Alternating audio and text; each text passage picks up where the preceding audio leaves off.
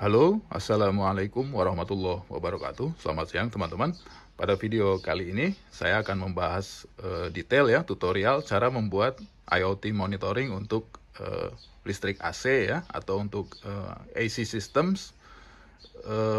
Misalnya bisa untuk inverter dari solar panel ya, atau juga bisa misalnya untuk pemakaian listrik AC secara umum. Oke, di sini kita akan pakai aplikasi IoT-nya, kita pakai Blink aja supaya sederhana, dan nanti juga saya akan berikan project template-nya, teman-teman tinggal scan QR code-nya ya. Alat-alatnya udah di depan kita semua ya. Kita bahas teman-teman. Yang pertama ini ya, ini otaknya kita pakai ini aja. Ini Node MCU ESP8266 ya, supaya murah juga. Ini harganya berapa ya? 30 ribuan ya. Oke. Lalu kita akan kombinasikan dengan OLED ya. Karena supaya ada display untuk kita baca. Ini ada dua OLED ya. Ini OLED ukurannya 0,96 inch ya, kecil ini ya. Ini sengaja saya kasih dua, kenapa? Tapi ini dua-duanya tipenya sama ya. Ini cuma 4 pin. 4 pin tuh yang I2C ya. Ada juga yang SPI, pinnya lebih banyak. Cuma pakai saja yang I2C yang 4 pin ya, karena ini juga OLED-nya OLED monokrom ya. Dan kita bisa menghemat pin Node MCU-nya, jadi nggak kepake banyak, cuma 4 pin. Nah, di sini yang saya mau tunjukin, teman-teman kalau mau beli OLED gini hati-hati, karena bisa dilihat ya perbedaannya. Yang kanan dan yang kiri sama-sama 0,96, cuman pinnya ya, kalau dilihat yang kiri, yang paling ujung kiri, yang satunya GND, ground, lalu VCC, yang ini ya, ujungnya GND, VCC. Nah, ini kebalik, VCC dulu baru GND. Nah, jadi perhatikan ini jangan sampai kebalik, kalau kebalik hancur ini ya, barang ini. Oke, kita akan pakai salah satunya. Ini yang kedua ya, kita pakai OLED juga. Yang terakhir, ini adalah, saya udah pernah bahas ya, ini adalah PZEM004T ya. Ini saya punya yang kayak gini nih ya, bikinan Peacefair ini. Ini ada macam-macam variannya ya. Saya punya ini yang paling murah ya teman-teman, yang 10 ampere. Cuma pakai terminal gini, nggak pakai CT ya. Jadi masuk di sini, keluar di sini juga, karena cuma 10 ampere ya. Ada juga yang varian pakai CT 100 ampere ya, ada yang bentuk bulat kayak donat, ada juga yang CT-nya kayak klem ya, bisa dibuka tutup ya. Untuk yang kayak gini, kalau pakai box casing gini, harganya berapa ya? Ini lumayan mahal nih harganya nih, 100 ribuan ya.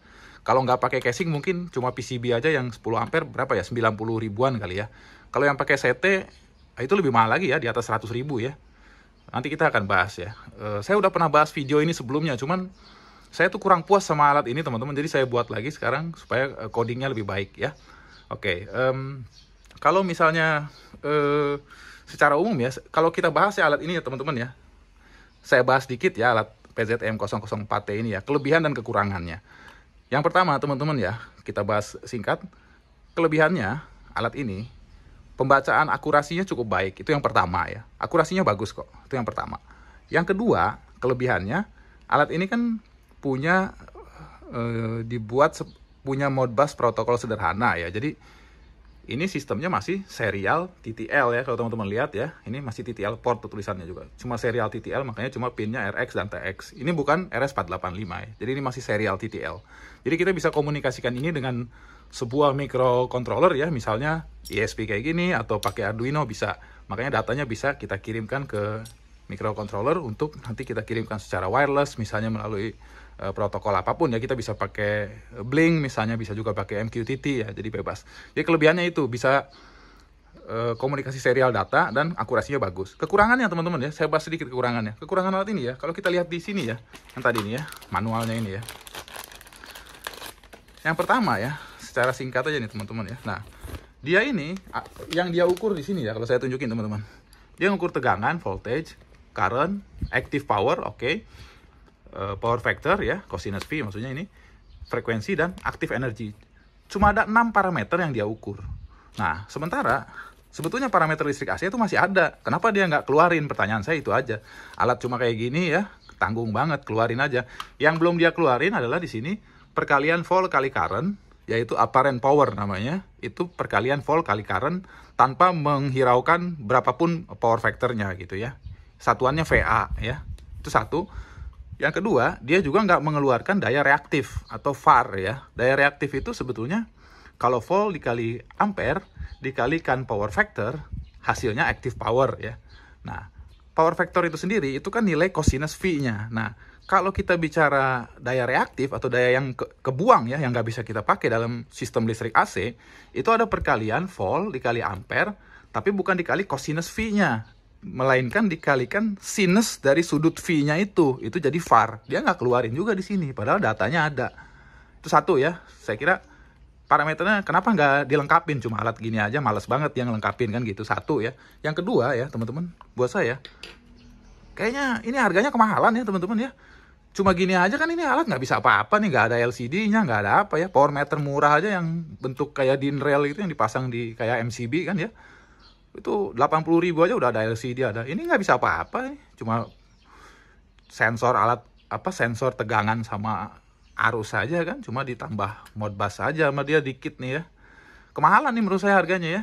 Karena ya kita kalau bikin sendiri ya mungkin ya susah juga ya. Cuma intinya kan ini kan diproduksi massal, mestinya harganya bisa lebih murah dari ini nih. Si P-Sphere nih kayaknya agak over value menurut saya ya.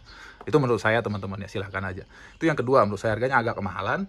Yang ketiga ya, kekurangannya menurut saya, kalau kita ikuti library dia ya untuk kita kirim ke Arduino atau ke ISP, itu dia selalu mengeluarkan kalau datanya tidak valid, itu ada data yang tulisannya NaN gitu ya. NaN itu ya, NaN. Nah menurut saya, kalau buat saya ya, tulisan itu atau tampilan NaN itu kalau kita lihat di handphone gitu ya, atau di mana ya, di LCD gue, itu kok secara visual nggak enak ya liatnya gitu. Maksud saya, apa susahnya dia bikin aja? Karena kita di sini hanya membaca semua parameter yang sifatnya numerik ya. Parameternya kan angka semua, tegangannya angka, power currentnya angka, powernya angka, semuanya angka. Kalau misalnya datanya nggak valid ya, maksud saya kalau misalnya datanya nggak ada atau tegangannya nggak ada, tulis aja 0 ya kan. Ngapain ditulis NaN ya? Sebetulnya NaN tuh nggak salah ya dalam dunia analisis data. NaN tuh singkatannya not a number gitu ya. Not a number artinya itu bukan suatu data angka yang valid. Jadi itu bukan data yang kita inginkan, cuma data yang tidak valid atau data yang salah gitu kan. Tapi menurut saya kita baca data numerik nih, semua angka kok. Jadi kalau datanya nggak ada, tulis aja 0 gitu ya. Misalnya listriknya mati ya tulis aja 0. Ngapain dimunculin NaN itu di tampilan tuh? Saya lihat secara visual kok nggak enak gitu, jelek ngelihatnya. Apaan NaN gitu, tulis aja 0. Nah itu. Jadi menurut saya kelebihan dan kekurangan alat ini kira-kira itu ya. Kita akan connect aja ya. Saya akan ada laptop juga, saya tunjukkan sketch codingnya teman-teman ya. Ini saya kepinggirin ya teman-teman ya. Saya kepinggirin, saya ambil laptop saya ya teman-teman. Ini saya akan sharing codingnya sama teman-teman ya. Ini codingnya teman-teman, udah langsung bisa dipakai ya. Jadi yang pasti teman-teman tolong pastikan lengkapin library-nya ya. Jadi kalau library-nya udah lengkap, mestinya nggak ada pertanyaan, dan coding ini pasti jalan teman-teman ya. Udah itu aja. Nah kita akan mulai aja teman-teman ya. Ini mohon maaf ya, biasa pakai laptop jadul ya. Coba saya zoom ya. Kalau jelek gambarnya mohon dimaafkan teman-teman ya. Nah jadi di sini teman-teman ya, kita akan mulai aja codingnya. Ini akan saya berikan library yang kita masukkan. Ini ada 5 ya. Pertama PZM 004T yang versi 3.0 ya, tulisannya gini TV30 ini ya. Lalu Blink Simple ESP8266 karena kita pakai ESP8266 ya. Lalu saya include juga wire.h ya. Sebetulnya ini wire.h nanti gunanya untuk kalau kita mau ganti pin, nggak pakai pin defaultnya yang dari ESP, karena ESP ini punya pin bawaan default ya untuk I2C ya. Pinnya SCL sama SDA namanya. Nantilah saya jelasin ya.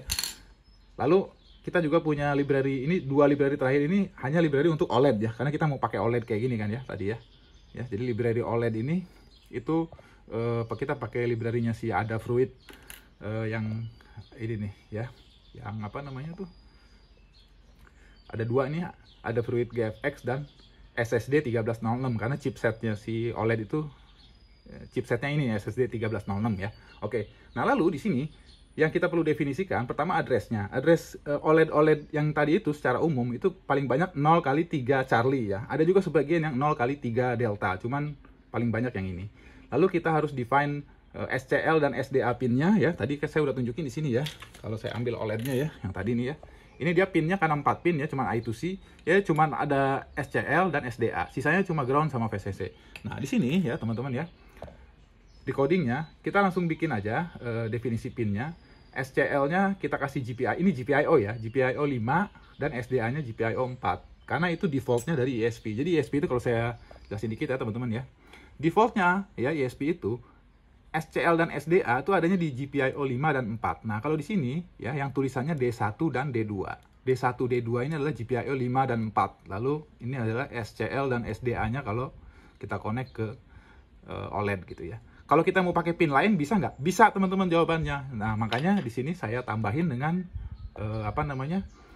wire tadi ini nih. Kalau kita mau ganti pin yang lain juga boleh, tapi defaultnya pakai pin ini aja GPIO 54 ya. Lalu kita definisikan sedikit width-nya, lebar dari OLED-nya. Ini pixelnya OLED kayak gini, yang 0,96 inch ini 128 kali 64 ya. Lalu satu lagi untuk reset pin ya, OLED ini nanti kalau kita mau reset misalnya ya, OLED ini kan kalau bisa di reset gitu ya, di reset dia kayak restart lagi, kayak booting lagi gitu ya. Ya cuma bukan booting lah, namanya OLED ya. Nah itu ada resetnya. Nah untuk resetnya teman-teman ya, bisa kita definisikan pin tersendiri secara spesifik.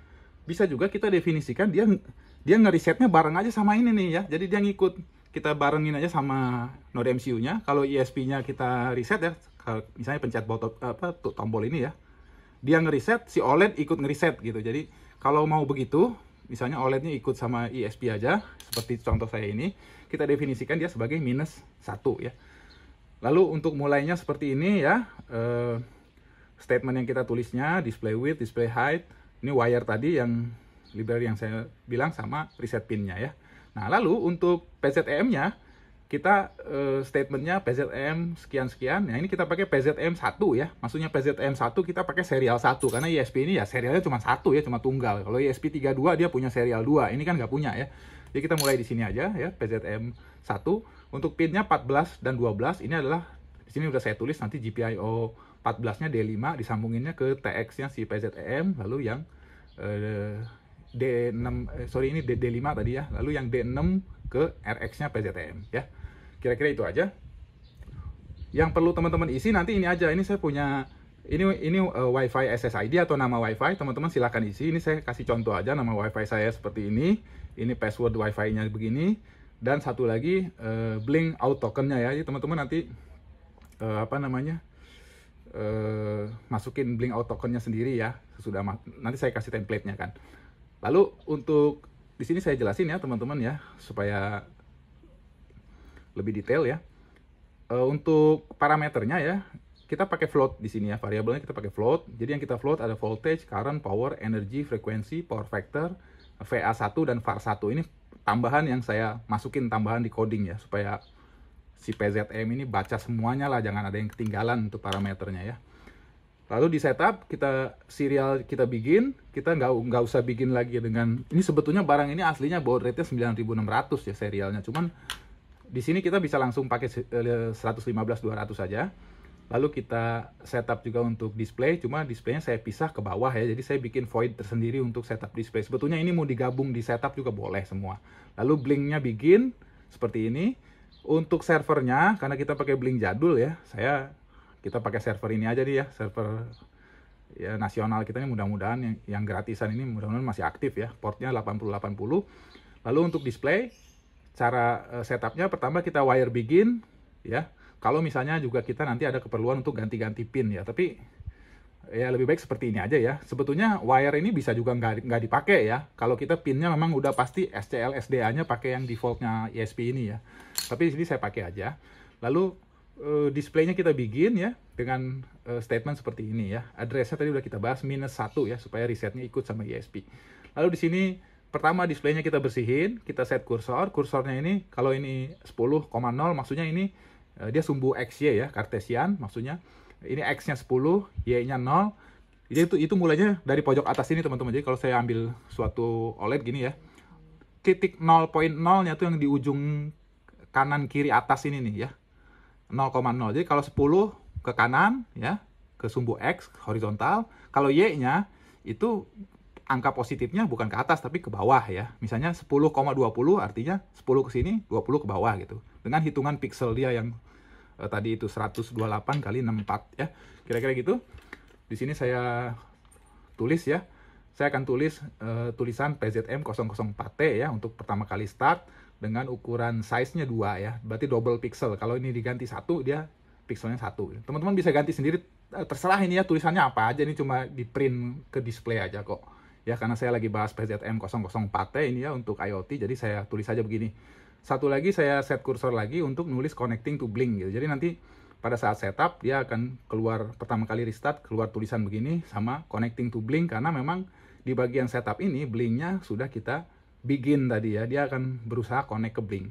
Nah, untuk tampilannya kita semua isinya di loop ya. Jadi nanti si OLED ini juga akan menampilkan ya. Jadi PZM ini kita bantu ya, selain kita kirim ke Blink ya, kita bisa monitor di handphone secara wireless via internet ya. Bisa juga kita monitor langsung di lokasi alat ini gitu ya. Karena alat ini kan nggak bisa apa-apa nih aslinya. Tapi kalau kita bantu sama OLED gini, kan jadi ada displaynya gitu teman-teman ya. Nah, oke. Untuk loopnya, nah di sini teman-teman ya, yang saya perbaiki ya codingnya dari coding standar bawaan ini nih, yang tadi saya bilang tampilannya suka nggak enak dilihat gitu, tulisan nan-nannya itu saya hilangin di sini nih. Jadi di sini teman-teman, di loop ini kita tampilkan semuanya, voltage, current, power, energy, frekuensi, power factor, dan juga saya tampilkan VA ya, apparent power, dan juga VAR atau reactive power. Nah di sini saya tambahin semuanya dengan suatu fungsi. Kalau zero if none gitu saya masukin. Jadi artinya bukan kalau zero ya. Kalau si PZM ini akan nampilkan tulisan NaN, none, itu saya blok. Jangan tampilin aja 0 gitu kan. Orang kita baca angka kok nampilin NaN gitu kan nggak enak dilihat ya. Jadi semua yang NaN saya kill nih, nggak ada lagi NaN saya blok. Jadi dia akan muncul 0 gitu teman-teman ya. Lalu saya tambahin fungsi sederhana, ini hanya untuk cara menghitung VA ya, apparent power. Ini caranya seperti ini karena apparent power adalah perkalian volt kali ampere ya. Kalau power sendiri itu perkalian volt ya kali ampere dikali power factor. Berarti kalau kita cari VA-nya atau apparent power-nya, power tadi tinggal kita bagi aja sama power factor. Nah, satu lagi untuk nyari VAR itu gimana? VAR itu sederhana. Ini kita pakai basic trigonometry ya teman-teman ya. Jadi caranya kita nyari VAR ya. Karena VAR itu kan korelasinya ke nilai sinus ya. Sinus dari sudutnya ya. Sedangkan sudut V-nya itu kita punya nilai sudut V-nya udah kita definisikan sebagai cosinus di sini dalam power factor gitu. Nah, karena kita mau cari sinusnya, jadi kalau teman-teman tahu basic trigonometri ya, jadi cosinus kuadrat X kalau ditambah sinus kuadrat X itu pasti 1 ya, karena itu identitas dasar dari fungsi trigonometri gitu. Jadi sin kuadrat X tambah cosinus kuadrat X sama dengan 1. Nah, karena kita mau cari sinnya, berarti kan sin kuadrat X sama dengan 1 minus cos kuadrat X, kan seperti itu. Nah, kalau misalnya kita sinnya nggak kuadrat lagi, kita cari sin X-nya berapa, berarti itu akar dari ya kan, akar dari 1 ya kan, 1 dikurangi kuadrat dari power factor-nya atau cosinus kuadratnya itu. Ya, jadi maksud saya di sini hitungannya hanya akar kuadrat ya. Sederhana ini. Oke, lalu di sini Blink-nya kita run, saya kirim data di sini pakai virtual pin biasa, ada V1 sampai V9 ya. Di serial juga saya tampilin. Nah, sesudah ini ya di display saya tampilin juga. Nah, cuma di display karena pixelnya nggak cukup, sebagian saya singkat nih. Jadi kalau voltage tetap voltage, current ya, power ini sebenarnya bukan power RMS ya, bukan root mean square sih, lebih tepat dibilangnya aktif ya, power aktif. Kalau di sini saya tulis aktif nih, active power yang di serialnya. Tapi nggak apa-apa lah ya, biarin aja dulu gini. Nah, apparent power saya nggak cukup nih nulis apparent power gitu ya, pixelnya nggak cukup, jadi saya singkat aja ya. Yang penting kan maksudnya jelas ya, apparent power, juga reactive power juga nggak bisa, jadi saya tulisnya react PWR gitu ya. Lalu ada frekuensi, energi gitu ya. Sisanya kita seperti ini aja ya codingnya, nanti saya sharing ke teman-teman tinggal dipakai. Nah, kita sekarang akan upload teman-teman. Saya setting sebentar ya, sesuai dengan coding ini. Saya tunjukin sama teman-teman dari awal ya. Oke teman-teman, untuk koneksinya ya, seperti tadi dalam coding ya, kalau saya naikin ke atas lagi ya, untuk nunjukin aja ke teman-teman. Tadi ya, SCL dan SDA dari OLED itu GPIO 5 dan 4 ya. Artinya nomornya D1 dan D2. Lalu nanti si PZM-nya kita pakainya GPIO 14 dan 12, artinya nomornya D5 dan D6. Jadi koneksi di sini teman-teman ya. Ini pertama ya, ini OLED ya, ini OLED-nya, mudah-mudahan bisa kelihatan nih ya. Dari kabelnya saya kasihnya gini ya warnanya ya. Jadi VCC yang merah, GND-nya coklat ya, SCL-nya biru ya, dan SDA-nya hijau. Nah, untuk di sininya di node MCU-nya pertama ya, yang biru tadi SCL ya, kita sambungin ke D1 ya. Ini GPIO 5, lalu yang D2 GPIO 4-nya SDA-nya yang hijau Sisanya ini VCC dan ground ya. Kita kasih ground dan 3 volt ya, kabel merah dan coklatnya. Ini OLED ini biasanya kasihnya 3.3 volt ya teman-teman ya. Ada juga sih yang tahan 5 volt, cuman sebaiknya kasihnya 3 volt aja ya, 3.3. Nah ini seperti ini aja untuk OLED-nya udah selesai. Satu lagi kita siapin kabel jumper 4 pin gini ya, untuk nyambung ke PZM ini ya. Seperti tadi udah kita bahas di coding ya. Jadi pertama kita akan koneksikan ke D5 dan D6 ya. D5 dan D6. Ini GPIO 14 dan 12. Saya kasih kabel aja. Untuk D5 saya kasih kabel orange ya. Nanti ini kabel orange ini akan nyambung ke bagian TX dari PZM 004T ini. Lalu yang D6 saya kasih kabel kuning untuk RX, dan sisanya saya kasih VCC dan ground ya. Ini 3 volt dan ground. Nah, PZM ini ya teman-teman, kalau tulisannya kan 5 volt tuh ya. Tuh 5 volt tuh dia bilangnya tuh. Tapi sebenarnya pada prakteknya saya selalu kasih 3.3 volt dan nggak apa-apa nih. Jadi saya belum tahu ya ini kenapa juga ditulis 5 volt ya, pakai 3.3 juga jalan. Jadi saya kasih 3.3 aja. Kira-kira seperti ini ya teman-teman. Saya akan kecilin lagi nih ya. Selebihnya saya akan coba upload aja ya, begini ya. Ini saya connect aja ya teman-teman ya. Nggak apa-apa nih, connect aja kok teman-teman ya. Saya kasih nih mana ya. Sebentar ya, saya connect ya teman-teman ya. Nah, kira-kira gini teman-teman ya. Ini sebenarnya mestinya pakai jumper yang JST itu yang putih ya, cuman saya pakai kabel gini aja ya, namanya pengujian untuk tutorial, nggak apa-apa teman-teman ya, yang penting connect. Nah jadi VCC-nya 5 volt ini kita kasihnya 3,3 ya, kabel merah, kabel kuning tadi saya bilang ke RX, orange-nya ke TX, dan coklatnya ke GND. Udah seperti ini teman-teman ya, seperti ini. Saya taruh di sini aja ya biar kelihatan ya sama teman-teman ya. Saya taruh begini aja. Ini kondisi dia nyambung kayak gini ya. Terus kita upload. Nggak apa-apa ya teman-teman. Boleh. Saya ambil kabel biasa ya, USB ya. Saya upload ya teman-teman ya. Sebentar. Saya colok ya.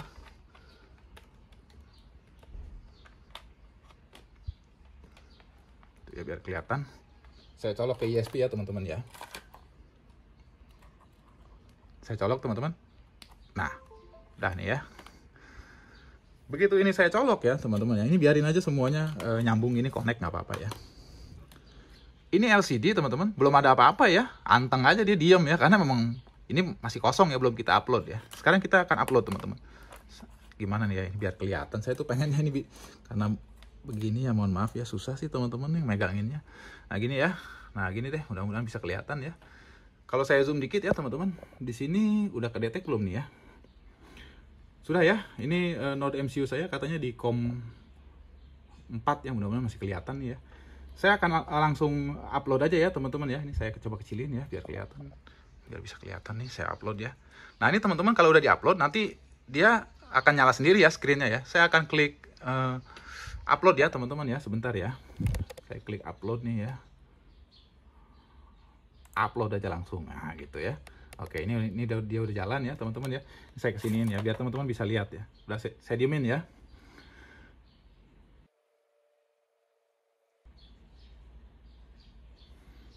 Oke, teman-teman kita sudah mulai uploading ya. Ini USB-nya, lampunya kedip-kedip ya, biasa ya kalau lagi upload ya. Nah, perhatikan ininya nih, screen-nya nih teman-teman nih. Begitu kita selesai upload ya, screen ini mestinya langsung aktif nih. Saya biarin aja dulu ya.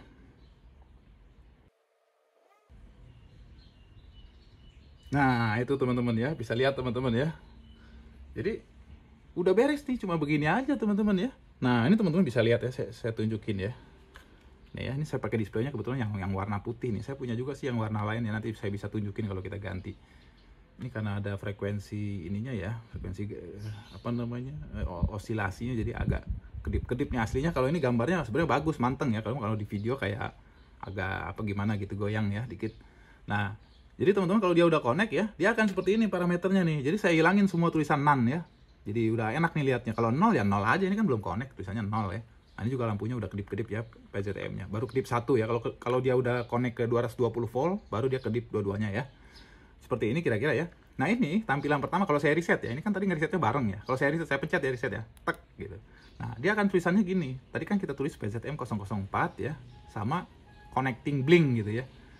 Nah, ini kalau misalnya blinknya belum, ini blink saya berarti udah connect nih ya. Kalau blinknya belum connect, dia begini aja terus nih tampilannya nih ya. Dia nggak akan jadi muncul voltage current dengan nilai 00 ini belum ya. Kalau blinknya belum connect, dia begini aja terus nih ya tampilannya ya. Udah nih teman-teman, udah jadi nih teman-teman, cuma begini aja ya. Ya. Jadi sekarang nih teman-teman, kalau misalnya ini saya munculin di serial ya, sorry ini karena kita laptopnya udah nggak kita perlukan ya. Saya cuma mau nunjukin aja. Tadi kan saya print juga ke serial ya. Saya cuma mau nunjukin sama teman-teman ya. Ini kalau di serial kelihatan nggak? Ya kelihatan juga ya. Ini kalau kita ambil ya. Saya contoh aja ya, cuma nunjukin aja. Saya buka di serial monitornya ya. Nah ini teman-teman bisa lihat ya di serial nih ya. Bentar. Nah gitu tuh teman-teman tuh ya.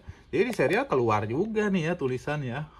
Apa kayak voltage gitu ya. Sorry ini gimana sih ini. Nah gitu ya. Voltage, current, power active, frekuensi, cosby. Ini ngupdate terus nih ya. Sekarang siang-siang ya jam 3 kurang 14.56.00 misalnya. Dia setiap berapa detik nih? Setiap 4 detik ya. Setiap 4 detik dia ngupdate. Ya, di serial juga kelihatan, cuman kita kan udah punya OLED nih ya. Jadi kita ngapain juga pakai PC ya atau pakai laptop. Jadi udah nggak kita perlukan ya, kita cuma uploadnya aja tadi. Oke, sekarang teman-teman, saya akan konekkan 220 voltnya ya supaya kita bisa lihat parameternya. Dan ini laptopnya udah nggak saya perlukan, jadi saya kepinggirin aja ya teman-teman ya. Nanti saya kasih power supply dari adaptor aja atau dari ini ya, saya punya kayak adaptor bekas charger handphone ini, nanti langsung aja begini. Ini saya cabut ya teman-teman ya. Yang udah selesai nih ya tugas ininya ya, mana sini? Nah ini tugas laptopnya nih. Nanti saya ganti pakai power supply biasa gini aja. Saya kepinggirin laptopnya dan saya setting 220 nya bentar teman-teman ya. Oke baik teman-teman, untuk settingnya ya ini yang tadi ya. Jadi ini begini aja ya teman-teman ya. Untuk input dari 220 volt saya kasih kabel colokan gini aja ya. Nanti saya tinggal saya colok, saya udah siapin colokan 220 ya di sana. Nanti saya colok. Nah lalu outputnya saya kasih juga colokan gini aja. Ini settingnya kurang bagus ya teman-teman, ya namanya untuk tutorial pengujian ya. Nanti kita kasih beban di sini teman-teman. Nah udah begini ya. Nah untuk barang ininya ya, tinggal saya nyalain aja ya teman-teman ya nanti ya. Ini tinggal saya colok ininya ya untuk powernya ya, karena kita udah nggak perlu laptop. Nah satu lagi teman-teman di handphone ya, kalau saya ambil handphone ya, handphone Android nih. Saya buka di Blink ya teman-teman ya. Saya buka di Blink. Saya juga punya ini nih teman-teman ya, udah bikin template projectnya begini. Nanti saya kasih ke teman-teman, tinggal di scan QR code ya. Ini masih merah kalau dilihat ya, kalau di play masih merah karena belum aktif ya, karena ini belum saya colokin tadi ya. Nah ini saya taruh aja di sini teman-teman ya. Jadi nanti mudah-mudahan si blinknya juga ikut aktif gitu ya. Ini kan masih merah ya, belum online. Nah ini saya colokin teman-teman ya, kita nyalain ya. Bismillahirrahmanirrahim ya, nyalain plug. Nah udah nyala nih teman-teman ya, nyala ya. Ketika ini nyala, ini juga aktif nih pas ini, merahnya hilang. Nah, merahnya hilang kan teman-teman tuh ya. Nah, di sini juga udah muncul nih, berarti udah connect blinknya nih ya. Gitu teman-teman ya, di sini udah muncul. Nah, ini kalau saya colokin ya ke 220 volt ya. Ini harusnya langsung update nih. Contoh teman-teman ya, saya colokin ya ini ya. Ini ya. Nah, gini ya. Klek. Nah, udah tuh ya, saya colokin. Nah, kalau dilihat di sini teman-teman ya nanti. Nah, itu teman-teman lihat ya. Ini angka bacaan blink dengan OLED sama persis ya, 200 berapa tuh 18 ya, gitulah ya teman-teman ya. Dia baru baca tegangan, frekuensi 50 Hz, di sini juga baca ya, sama. Lalu energi ini bekas yang sebelumnya ya, energinya 0,1 waktu saya ngetes PZM-nya waktu beli ini ya, belum saya reset. Harusnya kalau teman-teman pakai yang baru 0 ya ininya ya, energi total energinya ini karena pernah saya tes aja. Jadi belum saya reset. Gini teman-teman ya. Nah, ini tinggal kita kasih beban ya. Nah, untuk bebannya saya juga mau nunjukkan di sini sama teman-teman ya. Beban tuh bisa mempengaruhi daya yang terbuang atau VAR ya, dan juga power factor. Saya akan tunjukkan. Namanya ini listrik AC ya. Ada beban yang bisa kapasitif, bisa induktif, atau bisa resistif ya. Nah, untuk loading ini supaya enak, saya kasih gini aja teman-teman. Saya punya colokan yang banyak gini ya, supaya bebannya bisa macam-macam. Ini saya colokin untuk beban ya. Tes nih teman-teman ya. Klek gitu ya, saya colokin. Nah, ini bebannya saya taruh sini ya. Nah, saya pakai apa ya? Pakai OLED atau pakai blink juga boleh sih ya. Gini ya.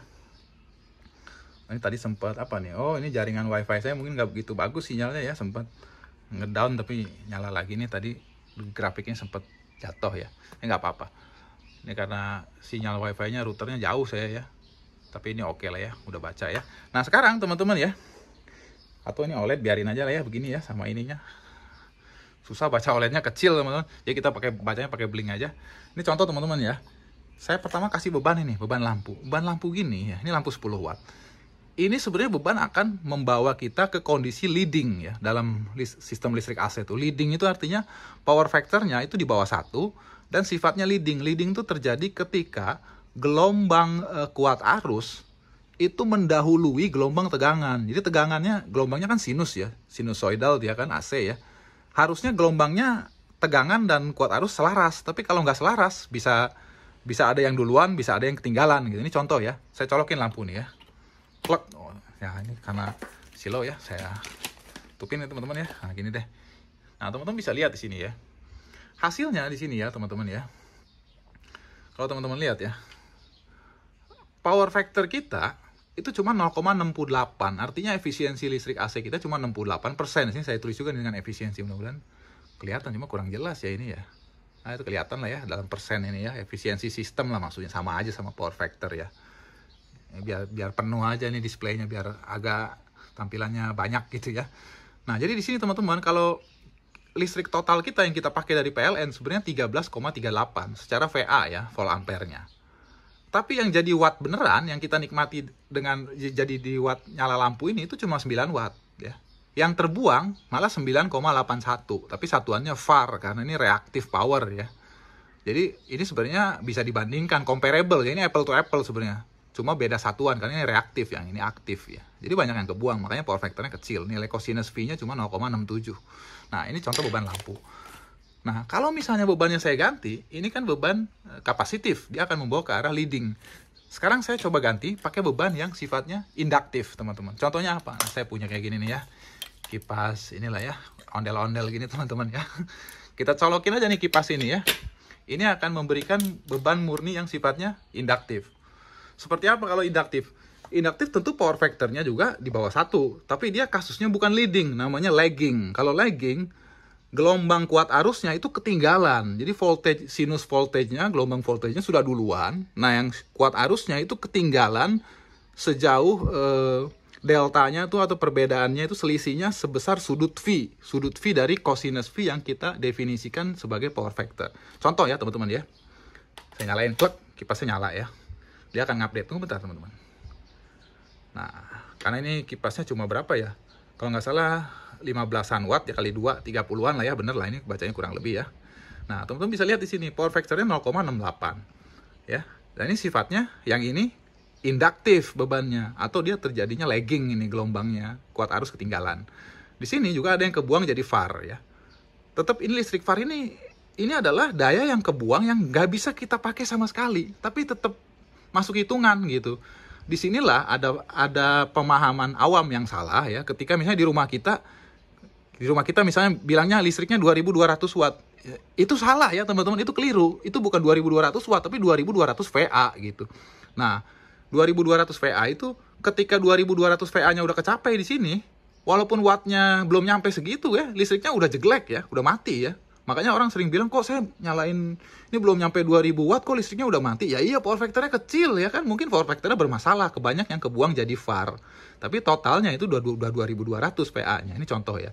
Nah sekarang, karena ini sifatnya induktif ya, atau lagging, yang ini tadi lampu kapasitif ya, atau leading, kalau dikombinasikan mungkin lebih baik nggak? Mungkin saja, malah power factor-nya naik. Ini kalau induktif sendiri segini ya, 0,8. Tadi kalau lampu sendiri lebih parah, 0,69 ya. Ini kalau saya gabung 2 ya. Saya gabung 2. Jadi berapa coba? Kita lihat teman-teman. Nah, lebih bagus kan?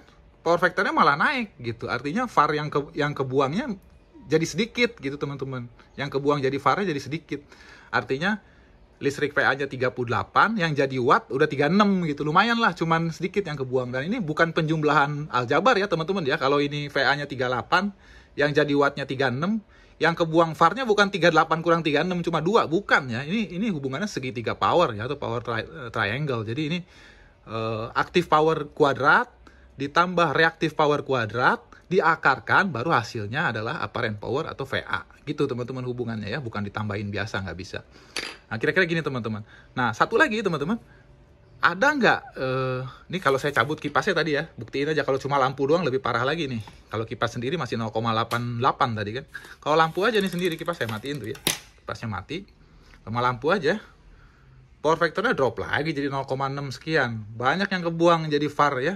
Pakai 9 watt, kebuangnya 9. Ya ini boleh dibilang 9 watt juga, cuma satuannya beda, bukan watt tapi VAR gitu, karena reaktif ya. Nah sekarang satu lagi teman-teman, ini saya nolin ya, saya cabut lampunya ya biar gak silau juga. Nah ini kan akan 0 lagi ya, ini akan 0 lagi. alat listrik apa yang paling efisien dalam sistem listrik AC? Itu adalah alat yang sifat bebannya resistif. Contohnya apa? Ada teman-teman, nih ya. Ini peralatan tempur istri nih. Ini nih teman-teman. Ini kan namanya heater ya, heater pemanas kayak Streka, Solder, apalah ya heater gitu ya. Itu resistif. Ini mereknya kayak gini ya. Kalau dibaca mana ya tulisannya nih. Nah ini nih ya, tuh katanya ya beginilah ya teman-teman. Saya nggak tahu juga nih. Katanya 350 watt. Ya udahlah, oke lah ya. Tapi ini, wow bagus nih buatan Indonesia ya.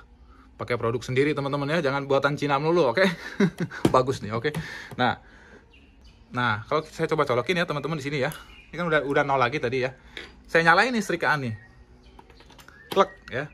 Lihat teman-teman, kalau beban resistif beda nih setrikanya nyala tuh ya, lampunya nyala. Nah, lihat teman-teman ya.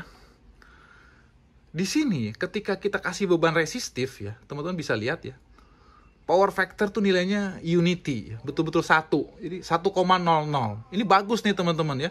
Jadi apparent power VA-nya sama wattnya itu sama persis, sehingga VAR-nya 0, nggak ada daya yang kebuang.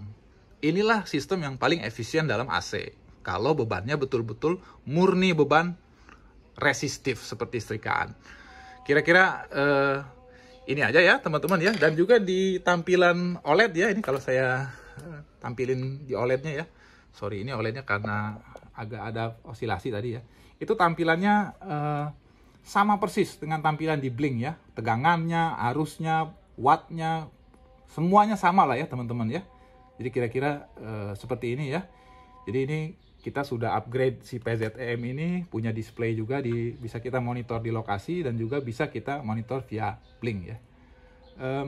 Saya juga udah tunjukkan ya jenis-jenis beban itu, udah mulai dari yang kapasitif, induktif maupun resistif yang paling murni ini paling bagus sehingga power factornya bisa 1. Mungkin ini aja ya, ini saya cabut teman-teman ya. Saya nolin lagi ya. Ini akan sama-sama ngupdate nih ya. Nah gini ya. Ini akan sama-sama ngupdate, dua-duanya akan jadi 0 ya. Nah gitu tuh teman-teman. Kira-kira ini aja teman-teman ya. Ini coding yang mungkin saya kira yang paling bagus yang bisa saya bikin untuk barang ini ya. Karena barang ini ya tadi lah ya, kelebihan kekurangannya udah saya jelasin. Nah untuk bikin alat ini ya, ini OLED ini harganya tadi sekitar 30-an ribu ya. OLED kayak gini yang 0,96 yang kecil. ISP-nya harganya segitu juga ya, 30-an ribuan, ya 30 ribuan lah ya. Kalau di total ini cuma 60 ribu tambah kabel-kabel segala macam ya. Kalau mau dirapihin, dikasih box gitu ya, dikasih terminal, dan jangan begini ya, pakai PCB, koneksinya dikasih PCB gitu ya, supaya paten. Paling modalnya nggak nyampe 100 ribu nih teman-teman bikin ginian ya, kalau bikin sendiri ya. Lebih murah daripada alat ini nih. Alat ini menurut saya agak kemahalan, nggak bisa apa-apa juga, nggak ada displaynya ya. Kira-kira gitulah ya teman-teman ya.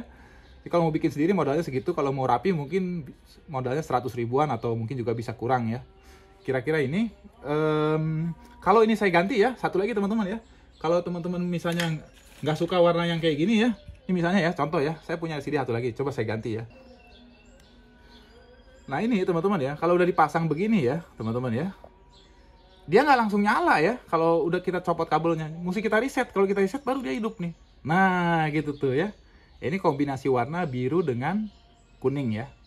Hasilnya sama aja, ini selera ya teman-teman. Ini yang biru kuning, tadi yang saya pasang awal ini yang putih ya. Terserah lah mau pakai yang mana. Oke teman-teman, kira-kira ini aja ya tutorial yang bisa saya sampaikan. Dan codingnya nanti saya sharing juga, termasuk project Blinknya. Ini pasti jalan teman-teman, yang penting library-nya install semua ya. Jangan library-nya nggak diinstall terus di-upload, yang nggak akan jalan ya teman-teman ya. Itu aja kira-kira. Saya mohon maaf kalau ada kesalahan atau kata-kata yang kurang berkenan ya. Terima kasih. Wassalamualaikum warahmatullahi wabarakatuh.